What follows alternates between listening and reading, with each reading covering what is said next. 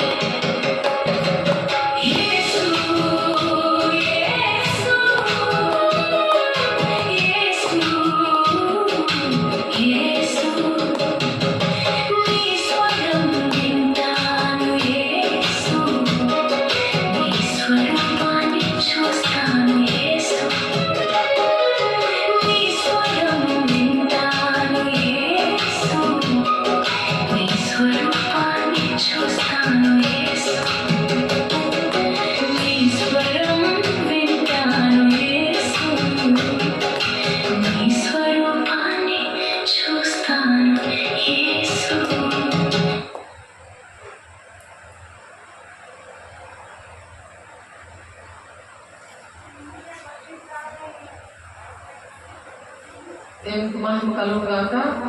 దేవుని స్వరాన్ని మనము వినగలిగే వారిగా ఉండాలి. దేవుడు ఎంత త్యాగం చేశాడో మనం ఏం త్యాగం చేస్తున్నాం అని ఆలోచించాలి. మనం దేవుని త్యాగం అనేది మనం చేసినప్పుడు దేవుడు మరి సమస్యలు అన్నిటిని కూడా విడిపించడానికి దేవుడు మనం వచ్చినాడు. దేవునికి మహిమ కలుగుగాక. మంచి గొర్రెలక తన దేవుని యొక్క స్వరాన్ని, కాపరి యొక్క స్వరాన్ని వింటాయి, వాక్యము వింటాయి, అవి పరిగెత్తవు, సమస్యలకి జడిసిపోవు అన్నమాట.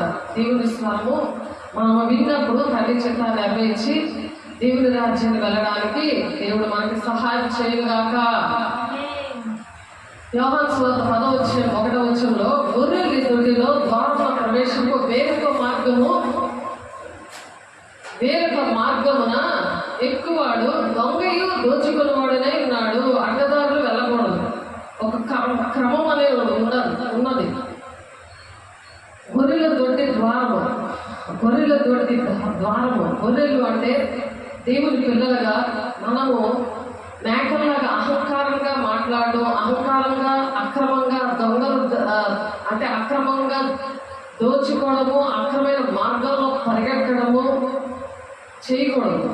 దేవుడు మార్గం ఏంటి, ఆయన ఎలా త్యాగం చేశాడు, తండ్రి చిత్తాన్ని నెరవేర్చడానికి ఆయన ఎలా త్యాగం చేశాడని మనకి భూలోకం వచ్చి ప్రతి సమస్యని, ప్రతి దుష్టుడి యొక్క ఆటంకాలు, ఆ సమస్యలు అన్నీ కూడా ఎదిరించడానికి ఆయన ఎలా ప్రవర్తించారో, ఆయన తండ్రి చేత నెరవేర్చి దేవుని యొక్క కుడిపార్శ్వాన్ని ఎలాగా కూర్చున్నాడో అలాగా మనము కూడా తండ్రి చేత నెరవేర్చే వారిగా ఉన్నాము. దేవునికి మహిమ కలుగుగాక.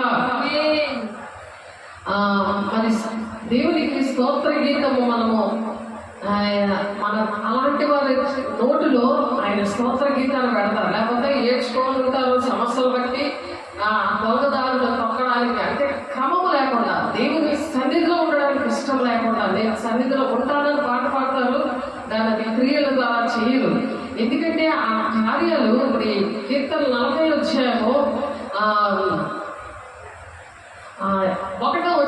యెహోవా కొరకు నేను సహనముతో కనిపెట్టుకుంటుని. యెహోవా కొరకు సహనం అవసరం.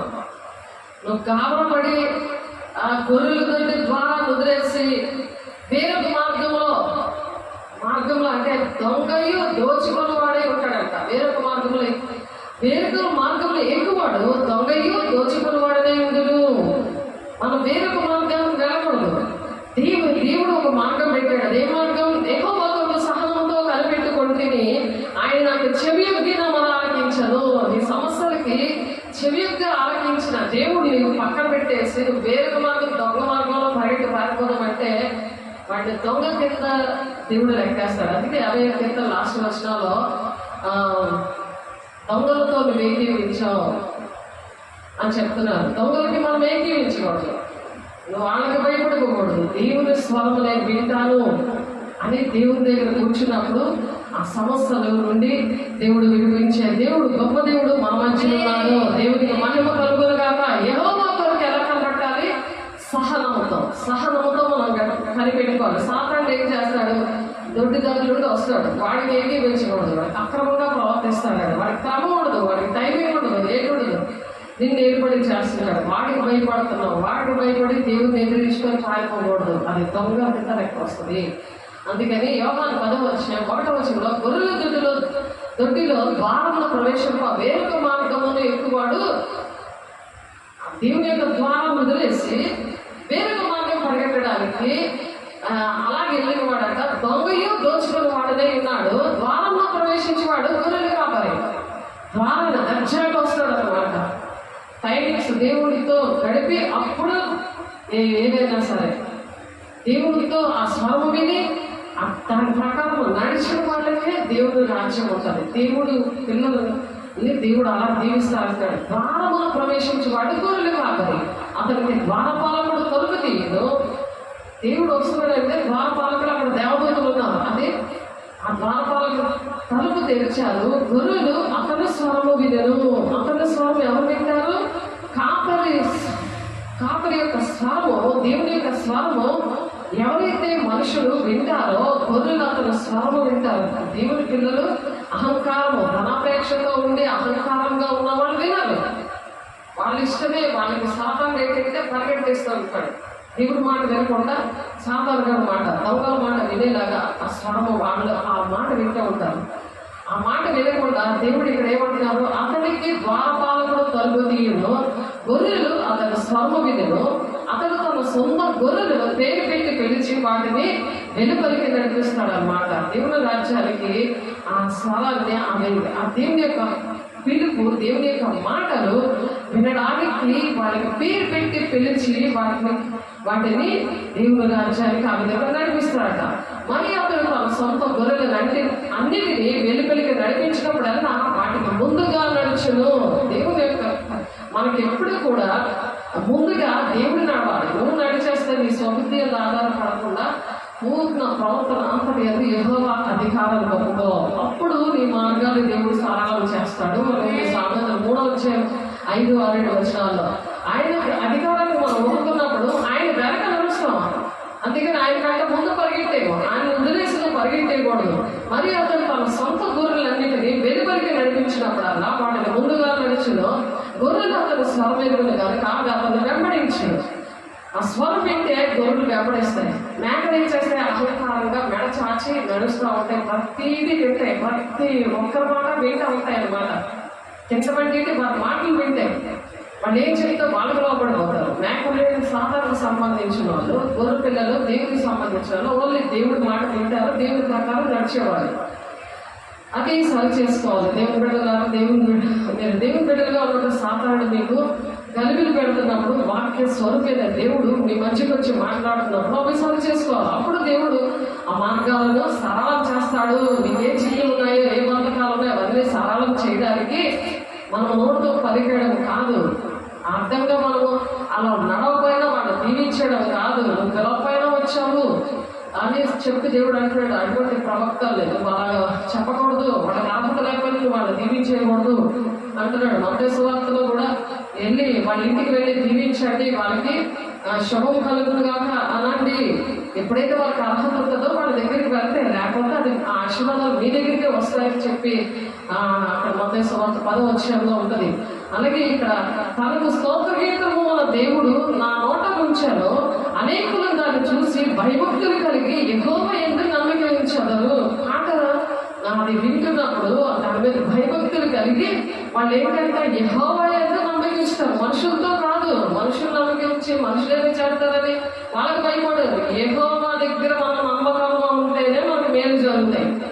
మనుషులు మనకు మేలు చేయాలంటే ఏది చేయాలని యెహోవా దగ్గర నువ్వు నమ్మకంగా ఉన్నప్పుడు దేవుడు నిన్ను తండ్రి చిత్తాన్ని నెరవేర్చే వారిగా చేస్తానని అక్కడే కీర్తనలో 43వ చదివాము, 1వ చదివాము. 8వ దేవుని చిత్తాన్ని నెరవేర్చి సంతోషంగా ఉంటారు. వాళ్ళు అటువంటి సంతోషము దేవుడు మనకి ఇచ్చాడని ఇప్పుడు పాట పాడుకున్నాము, దేవుడిని స్తుతించాము. అందుకని దేవుడి మాటలు మనం వినాలి. దేవుడికి ఇష్టంగా ఆయన స్వరాన్ని ఆ విధంగా వినాలి. అందుకని దేవుడు ఇక్కడ ఆ దినములలో యెహోవా భూమిని గజగజ వణికింప చేసినప్పుడు ఆయన భీకర సన్నిధి నుండి కొన్నిట్లు పారవేసేసాడు. చూద్దాం, యెషయా గ్రంథంలో ఉంది ఆ మాట. చూడండి, దేవుని మాట వినకపోతే వినలేనివన్నీ కూడా ఎలాగ దేవుడు పారేస్తున్నాడో మనము కూడా పారేయాలి. ఆయన పారేయ ముందే మనము దేనిని కూడా విగ్రహంగా చేసుకోకూడదు, దాన్ని సాగిల పడకూడదు, దాన్ని పూజించకూడదు. ఎలాగ నేను రోషం గల దేవుడను, నన్ను ద్వేషించే వారి విషయంలో 3-4 తరాల వరకు తండ్రుల దోషము కుమారులకు అర్పిస్తాను అన్నాడు. దేవుడిని మనం ద్వేషించకూడదు. దేవుడికి మొదటి స్థానం అనేది ఇవ్వాలి. ఇక్కడ యెషయా 2వ ఆయన ప్రేమించే వారికి 1000 తరాల వరకు దీవిస్తా అంటున్నాడు. ఆయన ప్రేమించి ఆయన మాటలు గైకున్నప్పుడు దేవుడు మనకేమో అన్యాయం చేయడు, మనుషులే అన్యాయం చేస్తాడు. మనుషులు నమ్ముదేనే నీకు అన్యాయం జరుగుతుంది. మనుషుల్ని నువ్వు నమ్మకం కాదు, దేవుడు నమ్మాలి.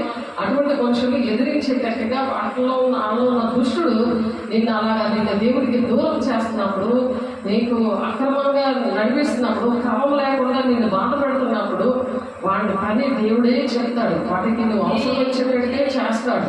దేవుడు న్యాయమే చేస్తాడు. దేవుడు అన్యాయసుడు కాదు. అందుకనే మనుషులు నమ్మటి కంటే, రాజులు నమ్మటి కంటే యెహోవాను నువ్వు ఆశ్రయిస్తేనే నీకు మేలు కలుగుతుంది. నువ్వు మనుషులను ఆశ్రయిస్తే నీకు మేలు కలగదు అని దాని అర్థము.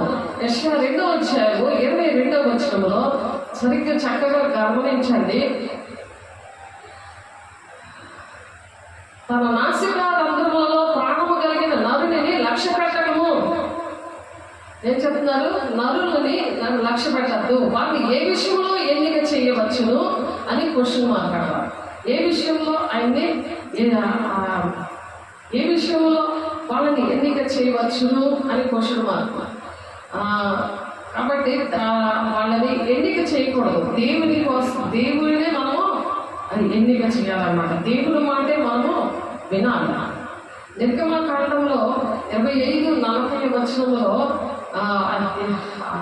మోషే గారు కొండ మీద ప్రార్థన చేసినప్పుడు కనపరచబడిన లోపము చెప్పున వాటిని చేయడం జాగ్రత్త పడము అన్నాడు. ఎందుకంటే గుడారమును కడుతున్నాడు ఆయన.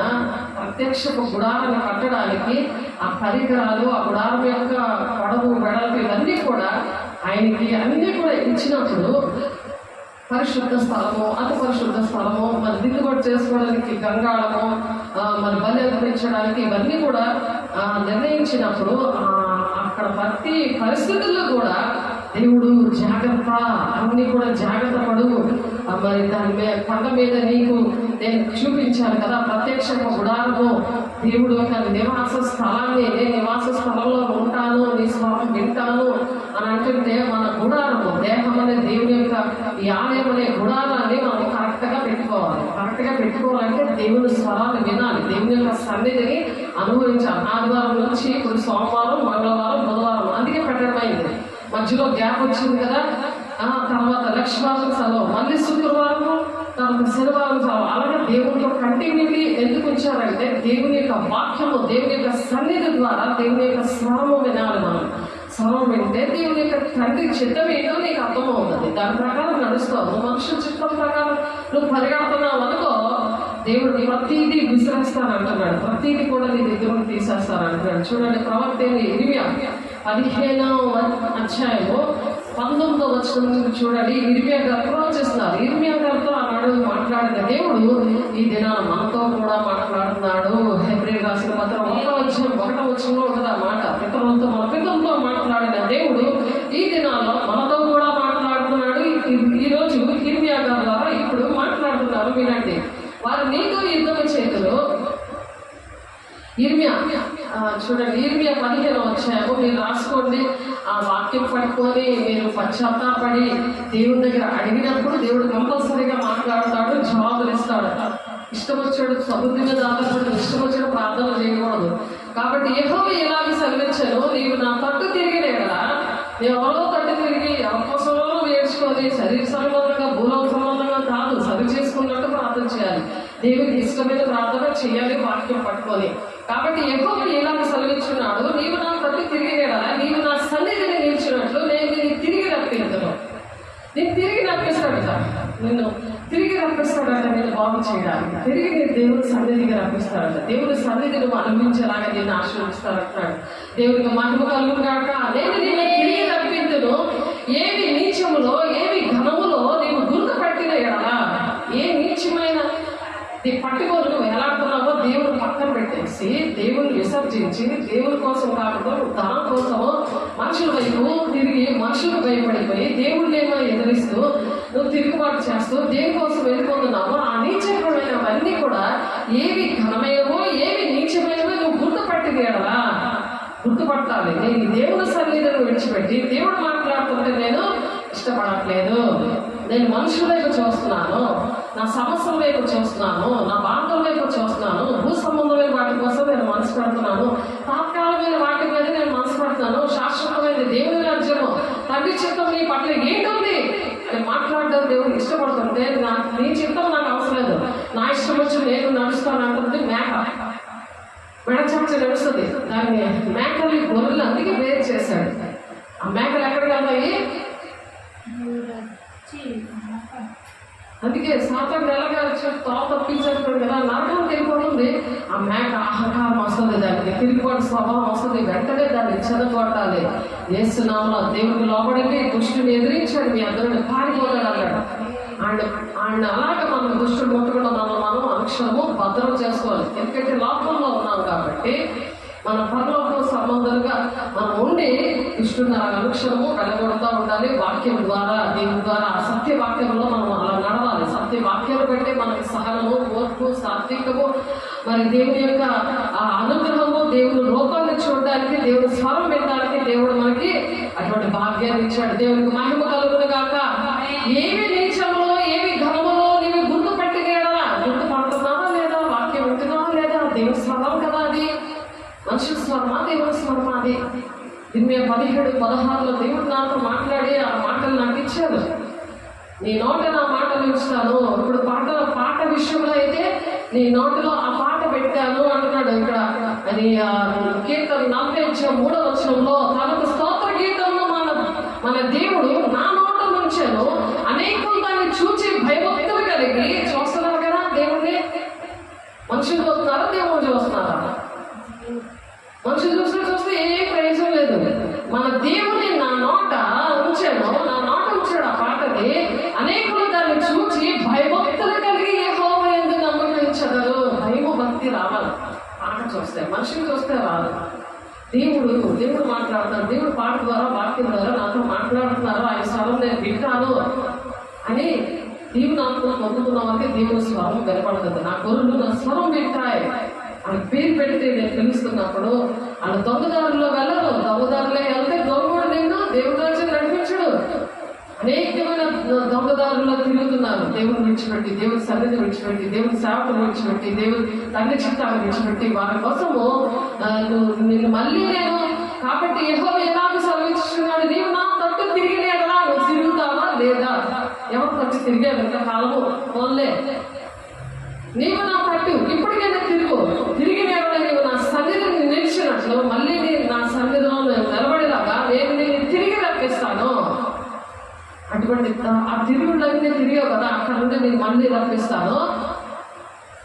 ఏవి నీచమేమో ఏవి ఘనమైనమో నీవు గుర్తుపెట్టుకేలా, నువ్వు గుర్తుపట్టాలి. ఎలాంటి నీచమైన ప్లేసులకి నువ్వు వెళ్ళావు.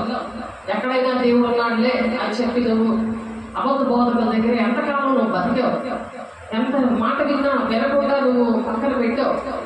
అటువంటివన్నీ అనీచమైనవి ఏవో ఘనమైనవి గుర్తుపెట్టినేవలే నీవు నా నోటి వలే ఉండవు, నీవు నా నోటి వలే ఉండవు అంటే దేవుడు నీ నోట్లో కూడా దేవుడు మాటలు పడతాడట. దేవుడు ప్రకటించడానికి దేవుడికి మహిమ కలుగుగాక. అవే దేవుడి మాటలు నోట్లో ఉండాలి కదా. ఏంటి ఉంటున్నాయి నీ నోట్లో ఎప్పుడు కూడా? ఏది వండుకోవాలి, ఏది తినాలి, ఏది మరి పిల్లలకి శాస్త్రార్థాలు పడదాం, పనికి రావా అని చెప్పడము, అందరి మీద దూషించడము, అందరి మీద అహంకారంగా మేకలాగా మెడచాచి అహంకారంగా గర్విష్ఠులాగా తిరగడము, ఇవి కాదు. ఇవి దేవుడి లక్షణాలే కావు. నువ్వు కరెక్ట్గా లేవు. యేసు తన కుటుంబాన్ని ఎలా రక్షించుకున్నాడు, రూతు తన జనాంగాన్ని ఎలా రక్షించుకున్నాడు, నీ సేవకురాలు నీతో ఉంటూ మరి ఎలా విశ్వాసంతో మరి ఎలాంటి పరిస్థితులు వచ్చినా సరే ఎలాగా నీ కాపరి, నీకు బాప్తిస్మం ఇచ్చిన నీ కాపరి ఎలాగ నడుస్తున్నారు వెంబడించాలి అని దేవుడు మాట్లాడినప్పుడు వినాలి. వాళ్ళు నీ తట్టునకు తిరుగువలనని కానీ నీవు వారి తట్టునకు తిరగకూడదు. వాళ్ళే నీ తట్టు తిరగాలి కానీ నువ్వు వాళ్ళ తట్టు నువ్వు తిరగకూడదు అని చెప్తున్నాడు కాపరికి. చూడండి, వాళ్ళే మన తట్టు తిరగాలి, అంతేగాని మనం ఆ తట్టు తిరగం. అప్పుడు నిన్ను ఈ ప్రజలు పడగొట్టజాలని ఎత్తడి ప్రకారంగా నేను నియమించగలను. నన్ను రక్షించటకు, నిన్ను విడిపించటకు నేను నీకు తోడైందని కనుక వారు నీ మీద యుద్ధము చేయదురు కానీ నిన్ను జయింపకపోదునని యెహోవా సెలవిచ్చుచున్నాడు. అవిధేయులు మరి చీకటిలో బంధకాలలో ఇష్టం వచ్చినట్లు తిరిగిన వాళ్ళు దేవుడికి ఇష్టమేనవో మరి దేవుడి తట్టు తిరగకుండా మనుషుల తట్టు తిరిగి సాతాను తట్టు తిరిగి లోకానుసారంగా భూ సంబంధమైన వెతుక్కుంటూ శరీరానుసారంగా నామకార్థులుగా తండ్రి చిత్తాన్ని నెరవేర్చకుండా అన్నీ కూడా దేవుని దగ్గర అనేకమైన ఆశీర్వాదాలు పొందుకొని ఏమీ పొందుకోలేదని ఒక కృతజ్ఞత లేకుండా అటువంటి వారి కోసము దేవుడు వాళ్ళ దుష్టుల చేతిలో నుండి నేను విడిపిస్తాను, బలాత్కారుల చేతిలో నుండి నేను విమోచిస్తాను అంటున్నాడు. దేవుడికి మహిమ కలుగును గాక. ఇర్మియా గారు అటువంటి మాటలు చెప్తున్నారు. ఈ సార్వత్రిక సంఘంలో అంటే సార్వత్రిక సంఘం అంటే ప్రతి ఒక్క సంఘాన్ని కలిపి అన్ని సంఘాలు కలిపి సార్వత్రిక సంఘము అంటారు. మహిమ లేదు ఈ దినాల్లో, మహిమ లేదు, దేవుని యొక్క మహిమ లేదు. మహిమ లేదు కాబట్టి దర్శనాలు తెలియదు, ప్రవచనాలు తెలియదు, పరిశుద్ధాత్మ పొందుకోవాలని విషయమే తెలియదు. పరిశుద్ధాత్మ దేవుడు లేకపోతే దేవుడి రాజ్యంలో ప్రవేశం లేదని తెలియదు. తండ్రి చిత్తం నెరవేర్చడం తెలీదు. ఆ ప్రకటన గ్రంథం అంతా కూడా ఆయన నెరవేర్పు ఇప్పుడు జరుగుతుంది. అనేకమైన భయంకరమైన పరిస్థితుల్లోని మన వైజాగ్లోని మరి అక్కడ సముద్రంలో అనేకమైన అల్లకొల్లలు 2 వారాల్లో అనేక మంది చనిపోవడం అన్నీ కూడా చాలా జరుగుతున్నాయి. భూకంపాలు జరిగాయి వైజాగ్లో, 4-5 దిక్కులు భూకంపాలు జరిగాయి. మరి ఎంత దూరంలో ఉన్నాం విజయనగరం అంటే, మరి అనేకమైన ప్రాంతాల్లో ఇంకా దారుణమైన పరిస్థితులు జరుగుతున్నాయి. మనం రాకడ సూచనలు అన్నీ కనబడుతున్నప్పుడు కొంచెం భయముగా ఉండాలి. దేవుని యొక్క మహిమను మనము, దేవుని యొక్క సన్నిధిని మనం అనుభవిస్తేనే దేవుని యొక్క స్వరము వింటాము, దేవుని రాజ్యానికి వెళ్ళగలము, తండ్రి చిత్తాన్ని నెరవేర్చగలము, దేవుని దృష్టిలో మనం సంతోషంగా ఉండగలము, మనము ప్రతి విషయంలో ఓర్చుకోగలము. సాత్వికంగా దీన మనసు ఎవరు కలిగి ఉంటారో వాళ్ళలో నేను నివసిస్తున్నాను అంటున్నాడు యెషయా 57:15. అటువంటి దీన మనస్సు, ఓర్పు, సహనం వాళ్ళలో ఉన్నది. మనం దేవుని మాటలు వివరంగా మనం ప్రకటించడానికి దేవునికి మహిమ కలుగును గాక.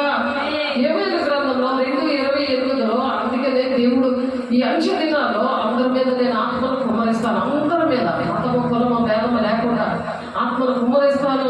ఎవరు దర్శనాలు చూస్తారు, వృద్ధులు కలలు కంటారు, మీ కుమారులు ప్రవచిస్తారు అని ఎందుకు చెప్పారు? అది ఈ మధ్యన మరి 26 సంవత్సరాల నుండి నేను సేవలో ఉన్నప్పుడు నా జీవితంలో అది జరిగింది. ఏంటంటే అపోస్తలకార్యం 2:17. మరి నేను మహిమ సంఘముగా దేవుడు పేరు పెట్టమని, అది మహిమ, ఆయన మహిమను ప్రకటించాలని.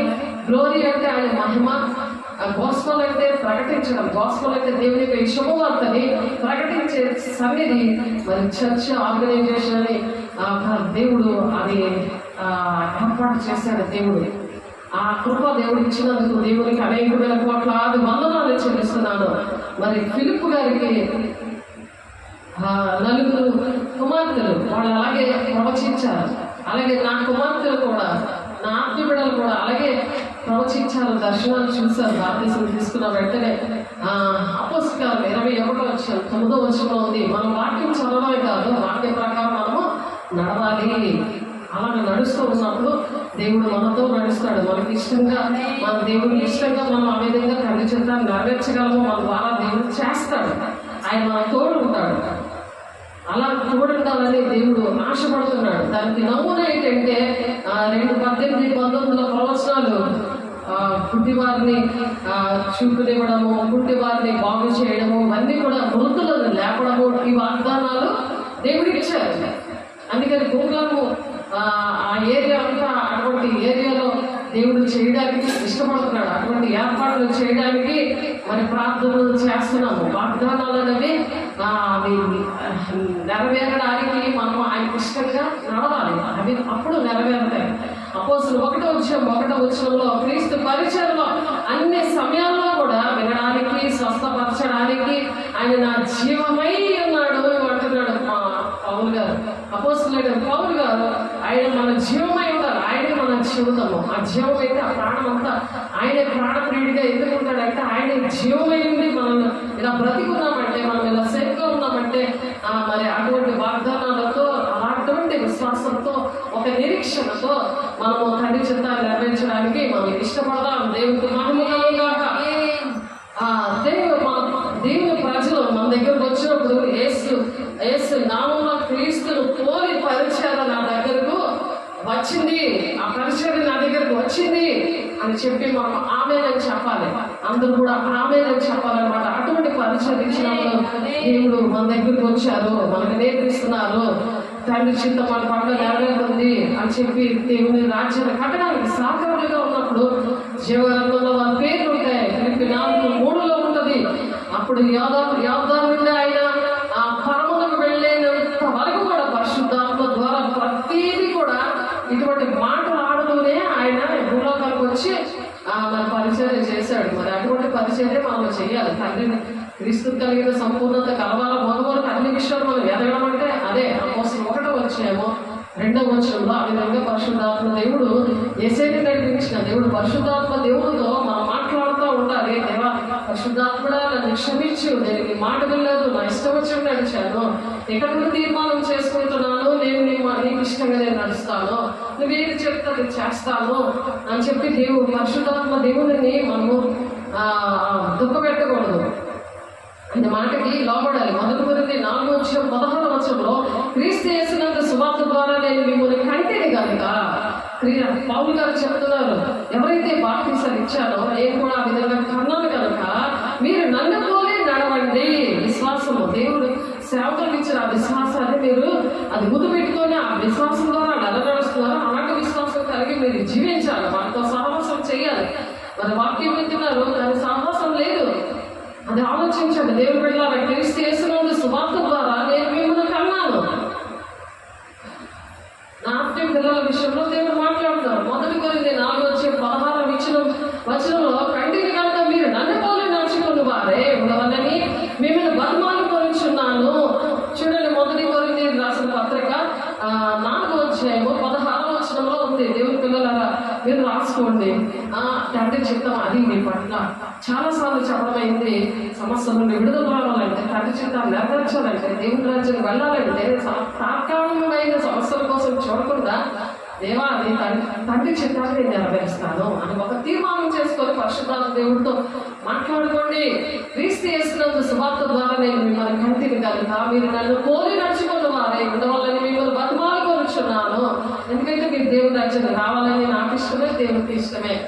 అందుకని యోహాను 10:4-5 చూస్తే, మరియు అతడు తన సొంత గొర్రెలన్నింటినీ వెలుపలికి నడిపించినప్పుడల్లా వాటిని ముందుగా నడుచును. గొర్రెలు అతను స్వరమేరుగులు కనుక అవి అతన్ని వెంబడించును. మీరు వెంబడిస్తున్నారా? వాక్యం వింటున్నారు కదా, మీరు వెంబడించారు కదా, దేవుని స్వరం వింటున్నారు కదా, పాట పాడుతున్నాను కదా, నీ స్వరం నేను వింటాను ప్రభా అని ఈరోజు తీర్మానం చేసుకోండి. ఆ వాక్యం అంటే దేవుని స్వరము, నా స్వరం కాదది. మీ సాకురాలు స్వరములో నీ దేవుడు చెప్తే నేను అది మీకోసం ప్రార్థన చేసినప్పుడు దేవుడు ఏం చెప్పమంటారో మీకోసం అదే నేను చెప్పాలి. నాకు కఠినమైన తీర్పు ఉంటుంది. అంతే పరిశుద్ధాన్ని పొందుకోవాలి. అవన్నీ కూడా దేవుడు మాట్లాడే అనుభవం వస్తే దేవుడికి లోబడి దేవుడి మాటలు విన్నప్పుడే మనం ఆయన చెప్పిన ప్రకారం మనం చేస్తానే తండ్రి చిత్తం అన్నమాట. గొర్రెలు అతని స్వరమేరుగులు కనుక అవి అతను వెంబడించను. అన్యుల స్వరం అవి ఎరుగవు కనుక అన్యుని ఎంత మాత్రము వెంబడింపక మన ఎవరిని పాడిపోవనని మీతో నిశ్చయంగా చెప్తున్నాను. అన్యుల స్వరం వెలుగు, అవి దేవుని స్వరమే వింటాయి.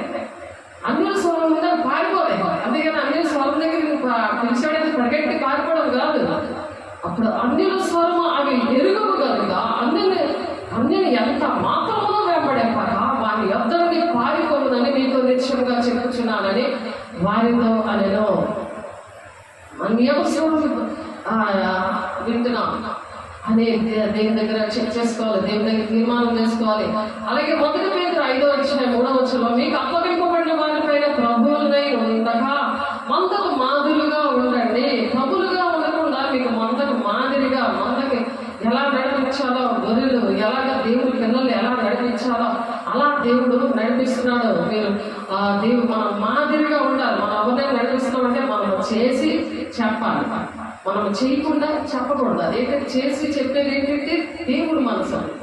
చేయకుండా చెప్తారు చూడండి, అది శాస్త్రులు పరిశీలు సద్దుమైన మనసు అంటారు. అది చెప్తారు కానీ చెయ్యరు. అటువంటి మనసు దగ్గర ఉన్న వాళ్ళందరూ కూడా దుష్టుల సంఘం నాకు అసహ్యము అంటున్నాడు కీర్తనాకారుడు. 26:4 మీరు చదివితే అక్కడ చేతులు కొడుకొని బలిపీఠం చుట్టూ ప్రదక్షిణ చేశాడు.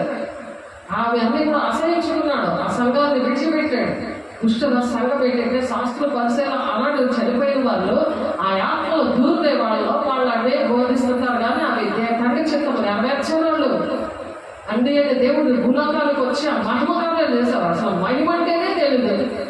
ఓన్లీ కథలు చెప్పేసి ఏదో చెప్పేసి వెళ్ళిపోవడం కాదు, తండ్రి చిత్తము నెరవేర్చాలి. మరి మీరు నా వల్ల ఏమి నేర్చుకుని అంగీకరించుతారో, నా యందు ఉన్నట్టుగా ఏమి పెట్టిరో, ఏమి చూచుతారో అట్టి వాటిని చెయ్యండి. మీరు చూసారు కదా గ్లోరీ గాస్పెల్ చర్చ్లో ఏంటి జరిగేదో అవి చెయ్యండి అంటారు. నా యందు ఉన్నట్టుగా ఏమి పెట్టిరో, ఏమి చూచుతారో అట్టి వాటిని మీరు చెయ్యండి.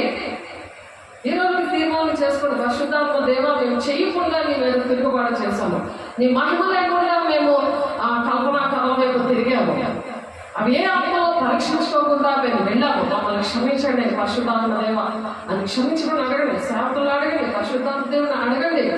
అప్పుడు సమాధానకర్త దేవుడు మీకు తోడే ఉంటాడు. సమాధానకర్త దేవుడు అంటే పరిశుద్ధాత్మ దేవుడు. అప్పుడు మీలోకి వస్తాడు, అప్పుడు మీకు తోడే నడిపిస్తాడు. అహంకారంగా మెడచార్చే మేకలాగా తిరిగితే కుదరదు. పచ్చగడ్డ అది ఏంది, ఎంత చెత్త తింటది మేక. కుదురు పిల్లలాగా ఉంటే ఓన్లీ నువ్వు సత్యం అని వాళ్ళ వాక్యంలోనే నువ్వు ఉంటావు. ఏది నేర్చుకున్నావు అవన్నీ నువ్వు చేస్తావు. వాళ్ళ ద్వారా క్రీస్తు చేస్తున్న సువార్త ద్వారా నేను కన్నాను కాబట్టి మీరు నన్ను కోరి అలా నడవాలి. అది పౌలు గారు అందుకనే చెప్తున్నారు. అలాగే హెబ్రీయులకు రాసిన పత్రిక 13వ అధ్యాయం 7వ వచనంలో మీకు దేవుని వాక్యం బోధించి మీ పైన నాయకులుగా ఉన్న వాళ్ళని జ్ఞాపకం చేసుకుంటున్నారా? ఒక్కసారైనా మీరు ఫోన్ చేయడానికి ఇష్టం అవుతుందా? మాట్లాడడానికి ఇష్టం అవుతుందా? వాక్యం చూస్తున్నారు, అది సరి చేసుకుంటున్నారా? మీకు దేవుడు వాక్యం బోధించి మీ పైన నాయకులుగా ఉన్నవారిని జ్ఞాపకం చేసుకొని వారి ప్రవర్తన ఫలముల ద్వారా అంతం వరకు నడుచుకున్న రీతిని శ్రద్ధగా తలంచుకొనుచు వారి విశ్వాసాన్ని మీరు అనుసరించండి అంటున్నాడు. ఎంత విశ్వాసంతో ఉండాలి. ఆ విశ్వాసము లేకుండా దేవునికి ఇష్టమే ఉండటం అసాధ్యం. అవిశ్వాసంతో ఉండి నిరీక్షణ లేకుండా ఉంటే దేవుని రాజ్యానికి వెళ్ళలేదు. ఎన్ని శ్రమలు వచ్చినా సరే ఆ క్రీస్తున పంట మీద ఉండాలి. ఆ దుష్టుని ఎదురించుకుంటూ దేవుడు ఎలా నడిచాడు, ఎన్ని శోధనలు, ఎన్ని నరక యాతన పడి మన కోసం ఆయన ప్రాణం పెట్టాడు. మనం ఏమైనా భరిస్తున్నామా? మనకి ఎంత సులువుగా ఉంది. మనకి అనేక మంది దిక్కులు ఎలా చనిపోతున్నారు, ఎలాంటి కష్టాలు పడుతున్నారు. మొదటి దశలోనికే పత్రిక 1వ అధ్యాయం 6వ వచనంలో పరిశుద్ధాత్మలో కలుగు ఆనందముతో గొప్ప ఉపద్రవం ముందు మీరు వాక్యమును అంగీకరించారు. గొప్ప ఉపద్రవం. ఆరాధన అన్న అమ్మాయి చనిపోవలసింది, అది ఉపద్రవమే కదా.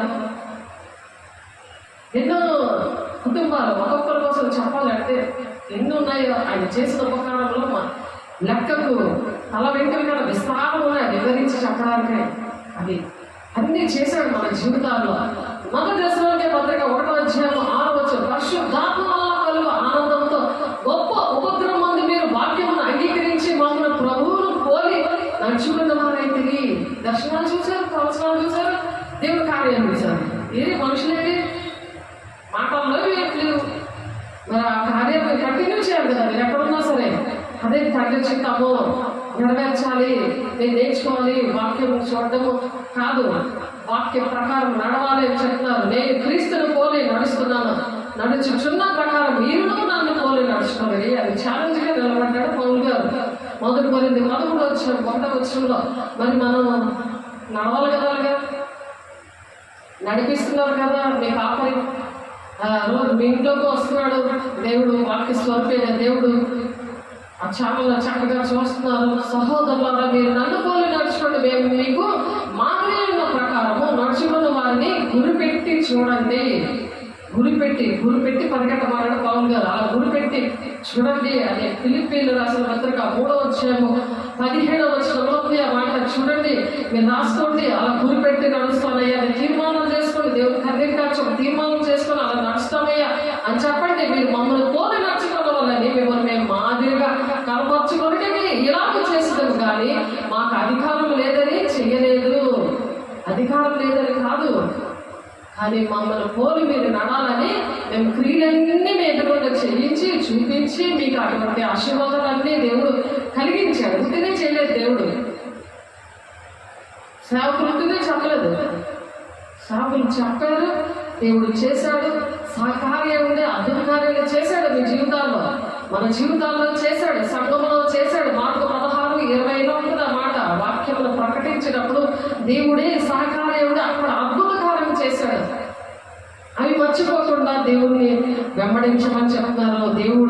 దేవుడు ఆత్మ వలన నేను దెయ్యములను వెళ్ళగొట్టుచున్నాయనరా, నిత్యంగా దేవుని రాజ్యం మీ అందరూ వచ్చి ఉన్నది అన్నాడు. దేవుని రాజ్యం మన మధ్యకి వచ్చింది. ఎన్నో చీకట్లో బంధకాలు పోయాయి, కుటుంబాల్లో, సంఘంలో ఎన్నో కార్యాలు దేవుడు చేశాడు. అంటే 12 వచ్చంలో ఉంది, దేవుని రాజ్యము మన మధ్య ఉంది. ఇప్పుడు మీ ఇంట్లోని మరి మీరు ఎంతున్న చర్చలు ఏంటి, అవి దేవుని రాజ్యం వస్తుందా? ఎందుకు సార్వత్రిక సంఘంలో మహిమకరంగా లేదు? అటువంటి సంఘాలు, దుష్ట సంఘాలు నాకు అసహ్యము, దుష్టులు సాంగత్యం నాకు అసహ్యము. ఆ సంఘం నుండి నేను అక్కడ నుండి విడుదల పొందుకోమని కీర్తనాకారుడు ఎందుకు చెప్పాడు? ఎక్కడైనా దేవుడు ఉంటాడని అక్కడ చెప్పలేదే.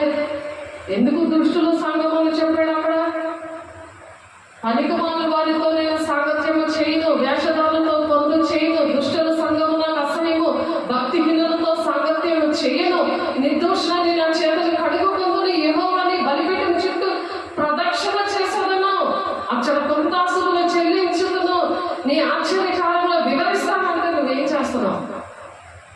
ఎక్కడున్నావు? ఇవన్నీ ఒప్పుకో దేవుడి బిడ్డ.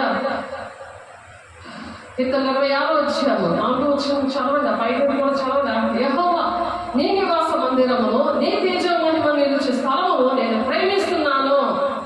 పాట అదే పాడుకున్నాను. నీ సన్నిధిలో నేను ఉంటానయ్యా, నీ స్వరం వింటానయ్యా. దేవుని స్వరం వినగలుగుతున్నారా? దేవుని మాట వింటున్నారా? సమస్యలు ఎలా పోతాయి? పాపులతో నా ప్రాణము చేర్చడము, నరహంతకులతో నా జీవము చేర్చడము. నెక్స్ట్ స్టెప్ అది జరగక ముందే రావాలి బయటికి యేసునామములో. ఆమేన్. పాపులతో నా ప్రాణము చేర్చడము, నరహంతకులతో నా జీవము చేర్చడము. వారి చేతిలో దుష్కార్యములు కలవు, వారి కుడి చెయ్యి లంచములతో నిండి ఉన్నది. నేను యథార్థవంతుడనే నడుచుకొనుచున్నాను, నన్ను విమోచింపుము, నన్ను కరుణించుము. సమభూమిలో నా పాదమును నిలిపి ఉన్నాను. సమాజంలో యెహోవాను స్తుతిస్తాను. అలా దేవుడిని స్తుతిస్తున్నప్పుడు, ఆరాధిస్తున్నప్పుడు ఆ భయభక్తుల్ని దేవుడు లక్ష్య పెట్టమంటాడు. యెహోవా కొరకు నేను సహనంతో కనిపెట్టుకున్నాను, ఆయన నాకు చెవి యోగ్య నా మాట ఆలకిస్తాడు. అప్పుడు నీ మాట ఆలకిస్తాడు. నీ ప్రార్థనకి జవాబు వస్తుంది. లేకపోతే ఆ ప్రార్థన పాపమైపోద్ది. భక్తిహీనులు నీ కుడి పక్కన ఉన్నాడు, అపవాది నీ కుడి పక్కన నుండి నేను ప్రార్థన చేస్తుంటే 109:6 ఉంటుంది, నీ ప్రార్థన పాపమైపోతుంది. దేవునికి స్తోత్ర గీతము చేస్తున్న వాళ్ళతోటి, కొత్త గీతలు పాడుతున్న వాళ్ళతోటి మీరు వాళ్ళ నోట్లో దేవుని వాక్యము పాట పెట్టినప్పుడు భయభక్తులు కలిగి యెహోవా యందు నమ్మిక ఉంచాలి. యెహోవా యందు దేవుని యొక్క నమ్మకం అప్పుడు పడుతుంది. పుట్టినప్పుడు దేవుడు ఏం చేశాడు అని అర్థం. దేవుడితో వాదించడం అలాంటి పిచ్చి పనులు చేయదు, కొంతమంది చేస్తున్నారు. చూడండి, దేవుడితోటే చూసుకుంటాం ఛాలెంజ్ అన్నట్టుగా అహంకారంతో మేక ఎక్కడ నడుస్తుందో అలా నడిచారు.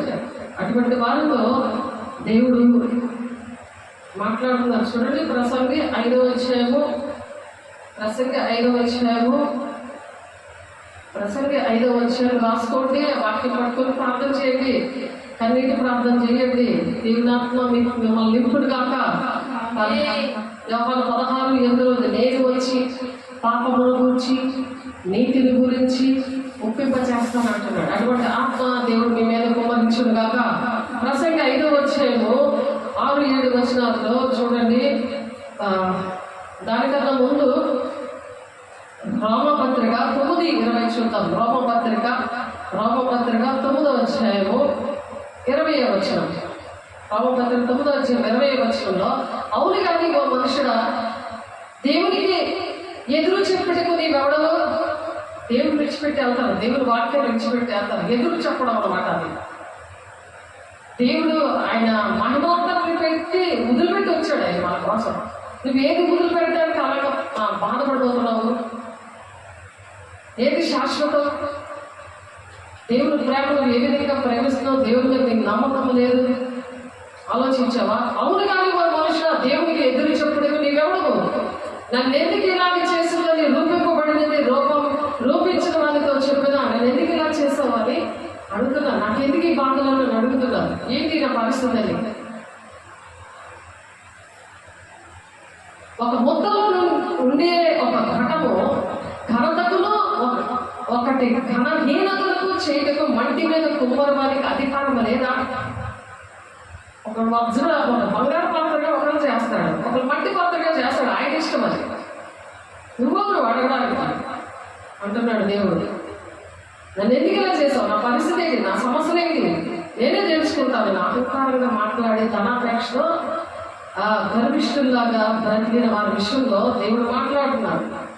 అలాగే దేవుడు తన ఉగ్రతను అగపరచుటను, తన ప్రభావం చూపుటను ఇచ్చిన వాడే నాశనములకు సిద్ధపడి ఒకంత పాత్రమైన ఘటములకు ఆయన బహుదీర్ఘ శాంతంతో సహించడానేమి మరియు మనము పొందుటకు ఆయన ముందుగా సిద్ధపరిచిన కరుణాపాత్ర ఘటములకు ఎడల అనగా యూదులలో నుండి మాత్రము కాక అన్యజనుల్లో నుండి ఆయన పిలిచిన మన ఎడల తన మహిమేశ్వరం కనపరచవలనని ఉన్నదేమి? ఇశ్రాయేలు ప్రజలు ఆ విధంగా తిరుగుబాటు చేసినప్పుడు అన్యజనులుగా ఉన్న మనల్ని పిలిచాడు. మహిమైశ్వర్యము, మామూలు ఐశ్వర్యం కాదు, మహిమైశ్వర్యము.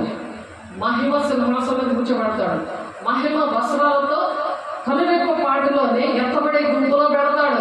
ఇక్కడ ఉండిపోతావా? ఇక్కడ వన్నీ ఎత్తుకుంటావా? ఇక్కడ ఉన్న వాటి కోసం పరిగెడతావా? దేవుని విడిచిపెట్టి నీ స్వరం వింటానని పాట పాడుకొని పరిగెట్టేస్తావా? పాట ఒకటి మాట ఒకటి అనమాట. ఆ ప్రకారం నా ప్రజలు కాని వారికి నా ప్రజలని ఆ ప్రకారం నా ప్రజలు కాని వారికి నా ప్రజలని ప్రియురాలు కాని దానికి ప్రియురాలని పేరు పెట్టాడు. ప్రియురాలు కాదు నేను. అన్యజనులుగా మనల్ని ఉంటే ఎప్పుడైతే వాళ్ళు తిరుగుబాటు చేసి ఇశ్రాయేలు ప్రజలు దేవుడిని వదిలిపెట్టాడో, ఎప్పుడైతే వాళ్ళు దేవుడి ప్రజలు దేవుడిని మీద తిరుగుబాటు చేశారో, అన్యజనులుగా మనల్ని ప్రియురాలుగా ఆయన పేరు పెట్టాడు. ప్రియురాలని మన దేవుడు పేరు పెట్టాడు. నువ్వు నా ప్రియురాలు అని అంటే నువ్వు ధనం కోసం పరిగెడతావా? ఈ భూ సంబంధమైన వాటి కోసం పరిగెడతావా? మనుషులట, దొంగలట, దోపిడి వాళ్ళ దగ్గర పరిగెడతావా? ఆలోచించు. దేవుడి బిడ్డ, దేవుడి దగ్గర క్షమించమని అడుగు. ఎన్నిసార్లు గర్తించని లోపల వారికి శ్రమ అంటున్నాడు. ఎన్నిసార్లు చెప్తాడు విషయాలు. మరియు జరుగుతుందేమనగా మీరు నా ప్రజలు కారని ఏ చోటని వారితో చెప్పబడిన ఆ చోటనే జీవం గల దేవుడి కుమారులని వారికి పేరు పెట్టబడిన అని పోర్షాలో ఆయన చెప్పుచున్నాడు. అనే దేవుడి పిల్లలని పేరు పెడతాడు మనకి. ఎప్పుడైతే విశ్వాసము నిరీక్షణలో ఆయన స్వరం వింటాను, ప్రభా ఆయనతో నేను ఉంటాను, ఆయన మాట వింటాను. నువ్వు ఎప్పుడైతే నువ్వు ఆయన త్యాగం చేశాడు కదా, ఆయన గుణాలు రావాలి. నువ్వేం త్యాగం చేస్తున్నావు? చిన్న చిన్న వాటికే నువ్వు బాధపడిపోతున్నావు. ఏం త్యాగం చేస్తున్నావు దేవుడి కోసం? ఎందుకు శ్రమలు వస్తాయి? ఎందుకు సమస్యలు వస్తున్నాయి? కారణాలు ఇదే. దేవుడి బిడ్డలు ఇవన్నీ రాసుకోండి, చక్కగా వినండి. చదువులేని వాళ్ళు వినండి, చదువుకున్న వాళ్ళు రాసుకోండి. మరి దేవుడి దగ్గర తీర్మానాలు చేసుకోండి. దేవుడు ఎలా త్యాగం చేస్తారు, ఎలాగా దేవుడు మన పట్ల ఒక ప్రణాళిక కలిగి ఉన్నారు, ఆ విషయాలన్నీ కూడా గుర్తు చేయగాక. ప్రసంగి 5:6-7 వచనాలు చూద్దాము. నీ దేహము శిక్షకు లోపొచ్చినంత పని నీ నోటి వలన జరగనీయకము. దేహానికి శిక్ష ఎందుకు వస్తుందంటే మన నోటి వల్ల. అలా చేయద్దు, జరగనీయకము. అది పొరపాటు చేత జరిగినని దోత ఎదుటి చెప్పకము. నీ మాటల వల్ల దేవునికి కోపం పుట్టించి నీ వేళ నీ కష్టంని వ్యర్థపరచుకుందుకు. నీ కష్టం వ్యర్థమైపోతుందంటే నీ నోరు దేవునికి కోపం పుట్టించిన పనులు, నీ వేళ నీ కష్టములు వ్యర్థపరచుకుందుకు. అధికమైన స్వప్నములను మాటలను నిష్ప్రయోజనములు. నీకు ఎన్నిసార్లు స్వప్నాల ద్వారా మాట్లాడినా నిష్ప్రయోజనం అయిపోతున్నాయి. ఎందుకే? దేవుని మాటలు వినట్లేదు. దేవుడు తండ్రి చిత్తం ఏంటో నీకు అర్థం అవ్వట్లేదు. నువ్వు త్యాగం చేయట్లేదు, దేవుడు మాట విషయంలో లక్ష్య పెట్టట్లేదు. అవి పట్టుకొని నువ్వు ప్రార్థన చేయట్లేదు. ఈ భూ సంబంధమైన చిన్న చిన్న వాటి కోసమే అసలే నువ్వు కోల్పోతున్నావు. దేవుడు రాజ్యం కోల్పోతున్నావు దేవుని బిడ్డ. అందుకని అధికమైన స్వప్నములు మాటలను నిష్ప్రయోజనములు నీ మట్టుకు నీవు దేవుని యొక్క భయభక్తులు కలిగి ఉండు. చాలు. దేవుని యొక్క భయము భక్తి కలిగి ఉండు. దేవుని సేవకుల మాట విను. నీకు అర్థం కాదనే కదా దేవునికి మధ్యన నీకు మధ్యన సేవకులు పెట్టారు. నీ ఇష్టం వచ్చిన జీవించాడట. నీ సొబుద్ధి అంత ఆధారపడద్దు. పూర్ణ అధికారం, పూర్ణ ప్రవర్తన అంతటి నీ అధికారాలు కొనుక్కుంటాను దేవా, పరిశుద్ధాత్మ దేవా నేను ఎదిరించాను అని దేవుడికి మొరపెట్టుకోవాలి. అనుక్షణం కూడా దేవుడు పరిశుద్ధాత్మ దేవుడు అనుక్షణము కూడా బాహ్య పురుషుడు బలహీనంగా ఉన్న అంతరంగ పురుషుడు దినదినము అందుకే నూతన పరచబడాలి. అందుకే నూతన పరచబడాలి. దేవుడు బిడ్డలారా ఒకసారి ఆలోచించండి.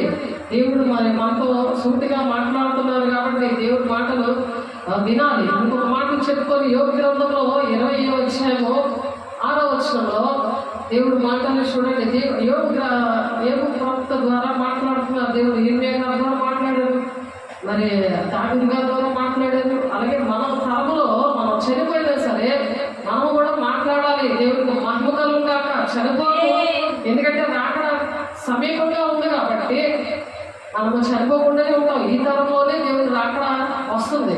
అందుకని మనము దేవుని రాజ్యాన్ని కట్టడానికి యెహోవా కొరకు ఎదురు చూడాలి. నూతన బలం పొందుకోవాలి. అలాగే పరిగెట్టాలి. సంవత్సరంగా నడిచిపోయే జీవితాలు దేవుడు మనకిచ్చును గాక. యోగ గ్రంథము తీసి చూడండి, రాసుకోండి. మరి చక్కగా ఆన్లైన్లో వాళ్ళు ఆఫ్లైన్లో ఉన్న వాళ్ళు చక్కగా చదువుకొని దేవుడి ప్రాణాల దగ్గర దేవుడి దగ్గర ఆ స్వరం వినండి. వారి ఘనత ఆకాశంలో ఎత్తుగా పెరిగినను. వారి ఘనత అంటే మంచి పేరు, మంచి పేరు. నాకు మంచి పేరు ఉంది అని అంటారు. మంచి ఆస్తి ఉంది, అందులో మంచి పేరు ఉంది అని అంటారు. వాటి కోసం మాట్లాడుతూ చూడండి.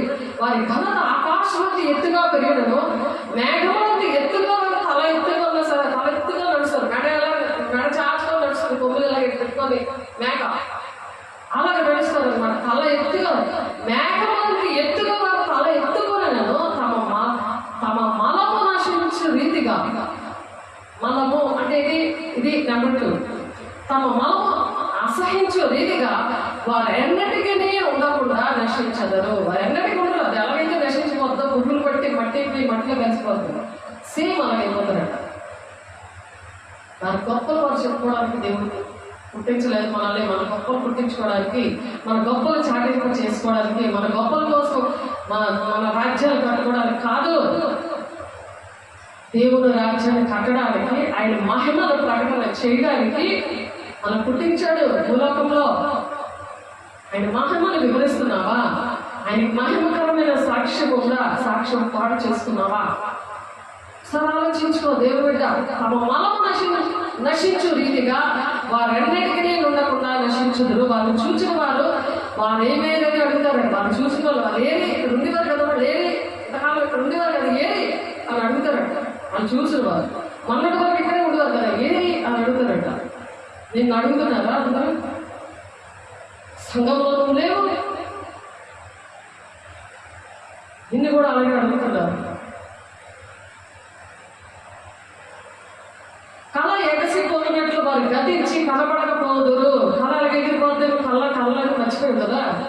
అబ్బకు 2:2 నేను రాసుకోమన్నారు కదా, నువ్వు రాసుకోకుండా మర్చిపోయావు కదా. అలాగే కళ ఎగిసిపోతున్నట్లు వారు గతించి కనబడకపోదురు. రాత్రి స్వర్ణము దాటిపోతున్నట్లు వాళ్ళు తరిమి వేయబడుదురు. తరిమేస్తాడట వాడు. దేవుడు ఏం చేస్తాడు? వాళ్ళని నశింపజేస్తాడు. రెండవదిగా తరిమేస్తాడు. తరిమి వేయుదురు. వారిని చూచిన కన్ను ఇకను వారిని చూడదు. వారిని చూచిన కన్ను ఇకను వారిని చూడదు. అందరూ నువ్వు చూసేటట్టు అందరిలో కలగలాడుకుంటూ దేవుని కార్యాలు మహిమ పరిచే గట్టిగా నీకు అభిషేకించి అపోస్తుల బోధ నీకు నేర్పించి అన్ని చూపించి నీ జీవితంలో జరిగించి ఉన్నందుకు దేవుడు విడిచిపెట్టి నీ ఇష్టానుసారంగా తిరిగినందుకు, తండ్రి చిత్తాన్ని నెరవేర్చకుండా నిష్ఠానుసారంగా తిరిగినందుకు వారిని చూసిన కన్ను ఇకను వారిని చూడదు. వారి స్థలమున వారు మరి ఎన్నడనో కనబడదు, ఎప్పుడునో కనబడదు. ఈ పరిస్థితి అంతే కదా. నీ హృదయంలో అటువంటిదే ఉంది కదా. ఎక్కడైనా దేవుడు ఉన్నాడు, ఏదో వాక్యం అలా చూసేసి వినేసి ఎక్కడో ఒకరికి వెళ్ళి ఇలా దండం పెట్టేసుకుని వెళ్ళిపోతే అయిపోయింది. తండ్రి చిత్తం అది కాదు. తండ్రి చిత్తం నెరవేర్స్తేనే దేవుడి రాజ్యం. నీ పట్ల, నీ కుటుంబం పట్ల, దేవుని పట్ల ప్రణాళిక ఏముందో అది ఎవరు చెప్తారు? నీ ఫ్యామిలీ డాక్టరే చెప్తారు, నీ కాపరే చెప్తారు. నువ్వు ఎక్కడైతే బాధ్యత తీసుకున్నా వాళ్ళు విశ్వాసం మూలంగా అందుకే రావడం చెప్తారు.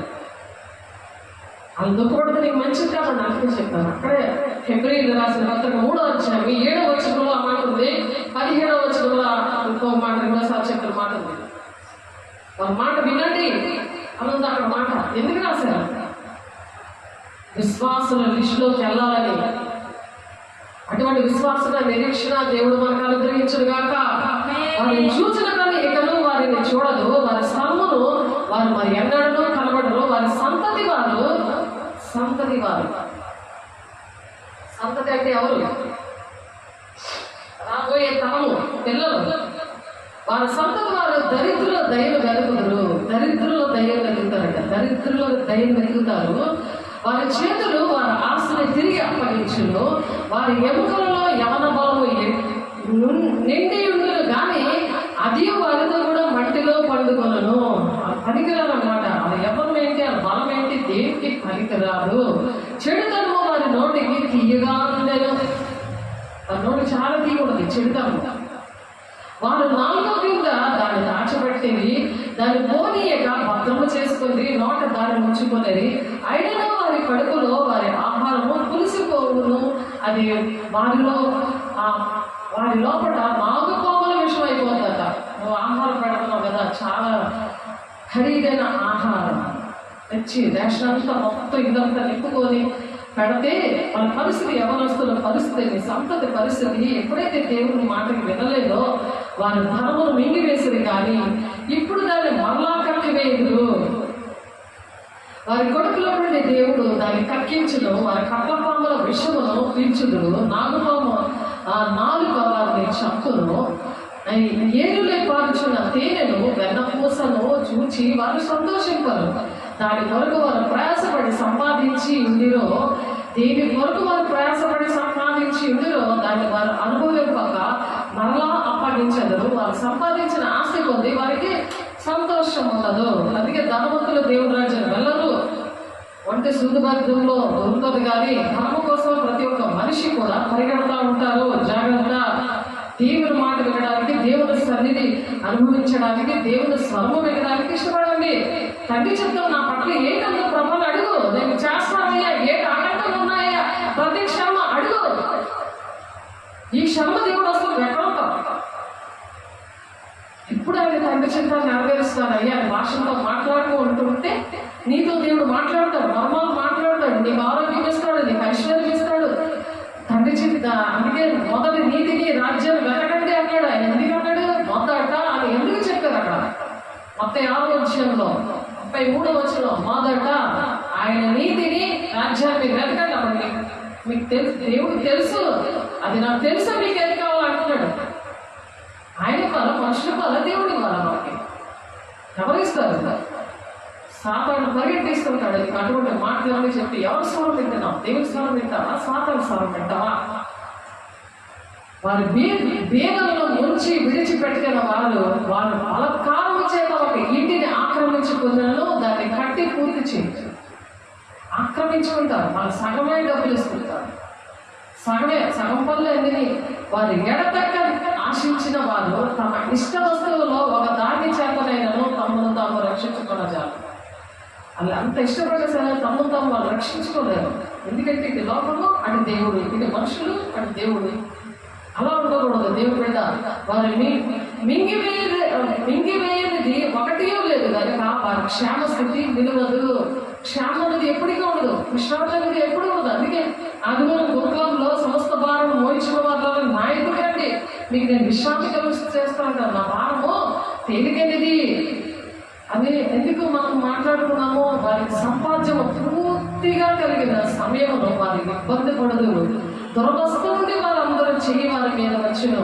వారి కడుపు నిప్పుకొని ఉండగా దేవుడు వారి మీద తన కోపాన్ని కురిపించును. వారు తినుచుండగా దాన్ని కురిపించును. వాళ్ళు తింటుండగా కురిపిస్తాడంట. వాళ్ళ కడుపు నింపుకుంటున్నప్పుడంట దేవుడు వారి మీద తన కోపాగ్నిని కుమ్మరించేస్తాడంట.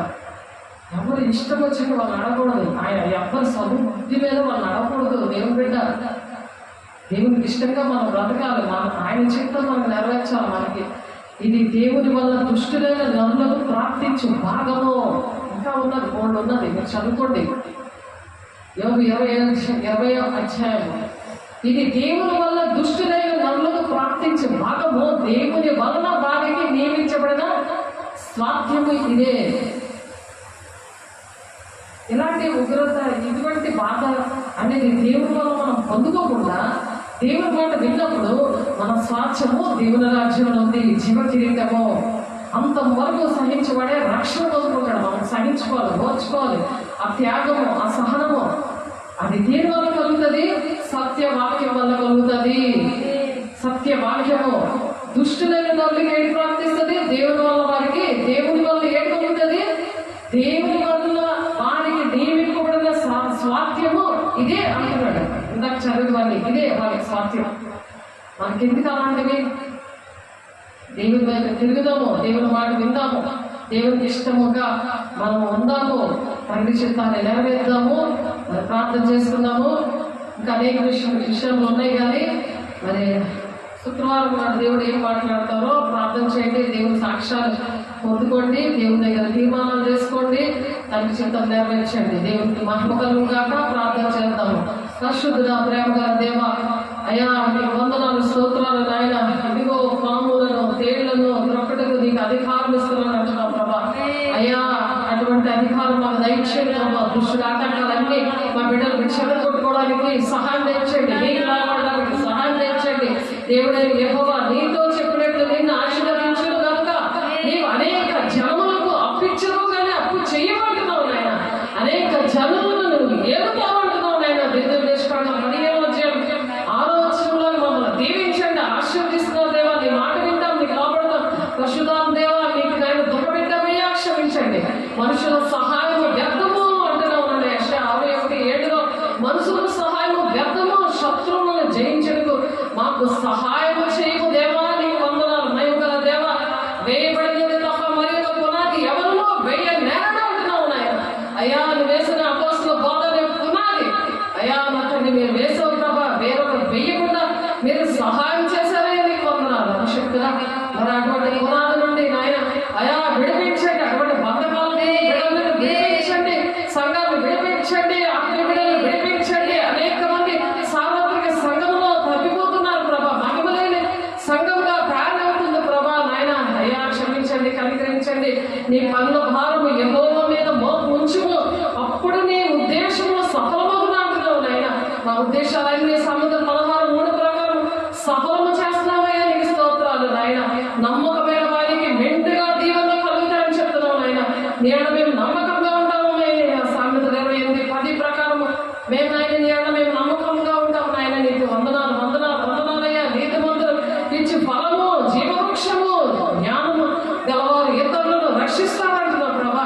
సామెత 11:30 ప్రకారం మేము నాయన ఇతరులను రక్షించడానికి మమ్మల్ని ఇంకా దీవించండి, ఆశీర్వదించండి, కృపలో భద్రపరచండి. మహిమ పొందుకోండి యేసు నామములో. పరిశుద్ధాత్మ దేవుడా, నాతో తిరిగి నేను నా నోటికి ఆయా తండ్రి నీ నోటికి మేము మా నోటిలో నీ మాటలు, పాటలు అయ్యా అన్ని కూడా మీరు పెడతారంటున్నారు నాయన. నా తండ్రి నాయన అతి కృపను ఇంకా దయచేయండి, మహిమ పొందుకోండి నాయన. అయ్యా మీరే నాయన అధ్యక్షత వహిస్తున్నందుకు, మీరే నడిపిస్తున్నందుకు, అపోస్తలుల బోధలో మమ్మల్ని నిలబెట్టుకుంటున్నందుకు, ప్రతి సమస్య నుండి, వేదన నుండి, ఇబ్బంది నుండి నడిపించే దేవుడు నా దగ్గర విశ్వాసంతో నైనా, నిరీక్షణతో అయా తల్లి అభిషేకంతో నైనా, కొరతలైన ఆత్మతో నింపి, నీ అభిషేకంతో నింపి అయ్యా నీ కృపలో భద్రపరిచి నీ సాక్షిగా నిలబెట్టుకుని సమస్త మహిమ ఘనత ప్రభావం మీరే పొందుకుంటున్నందుకు వందనాలు చెల్లిస్తూ ప్రతి పరిస్థితుల్లో విడిపించిన దేవానికి స్తోత్రం. ప్రతి బంధకాలు యేసు నామములో విడుదల ప్రకటిస్తున్నాను. మీరే అధ్యక్షత వహించండి. వాక్యం నూరంతగా ఫలవంతంగా ఫలింపదయచేసి ప్రతి ఒక్కరిని సాక్షిగా నిలబెట్టుకుంటాను. వందనాలు, స్తోత్రాలు చెల్లిస్తూ యేసయ్య పరిశుద్ధ నామములో బ్రతిమలాడి పెట్టుకుంటున్నాను తండ్రి. ఆమేన్. తండ్రి యొక్క దీవెన, కుమారుని యొక్క కృప, పరిశుద్ధాత్మ యొక్క సహవాసం నిత్యము సదాకాలము తోడేంటి నడిపించును గాక. ఆమేన్. దేవుడు గాడ్ బ్లెస్ యు. దేవుడు దీవించును గాక.